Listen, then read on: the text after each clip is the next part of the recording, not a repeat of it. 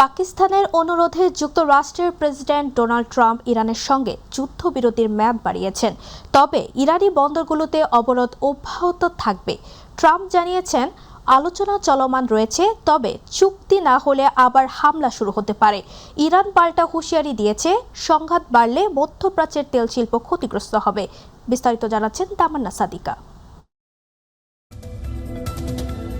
কথায় আছে, যত গর্জে তত বর্ষে না। ডোনাল্ড ট্রাম্প যেন সে উদাহরণ দেখালেন। এ নিয়ে দফায় দফায় ইরানকে ধ্বংসের হুঁশিয়ারি দিয়েও পিছু হটতে হয়েছে তাকে, মেয়াদ বাড়াতে হয়েছে যুদ্ধবিরতির। নৌ অবরোধ না সরানো পর্যন্ত ইরানকে সমঝোতার টেবিলে বসাতে ব্যর্থ হয়েছেন তিনি।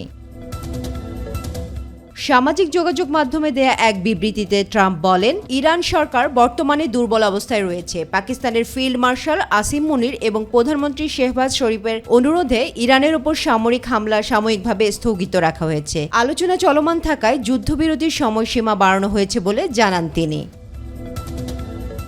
অন্যদিকে ইরানের জ্বালানি খাতে চাপ বাড়াতে দেশটির বন্দরগুলোতে অবরোধ জোরদার করেছে যুক্তরাষ্ট্র। ইরানের খার্গ দ্বীপ, যা দেশটির 90% অপরিশোধিত তেল রফতানির কেন্দ্র হিসেবে ধরা হয়, সেটি তেল সংরক্ষণ সক্ষমতা কয়েকদিনের মধ্যেই পূর্ণ হয়ে যাবে বলে দাবি করছেন স্কট বেসেন্ট। তবে বিশেষজ্ঞরা বলছেন, এই চাপ কার্যকর করতে হলে দীর্ঘ সময় ধরে কঠোর অবরোধ বজায় রাখা জরুরি।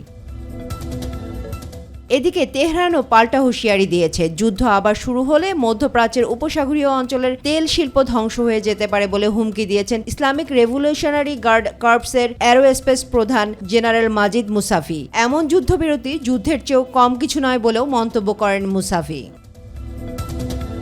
তামান্না সাদিকা, মাই টিভি।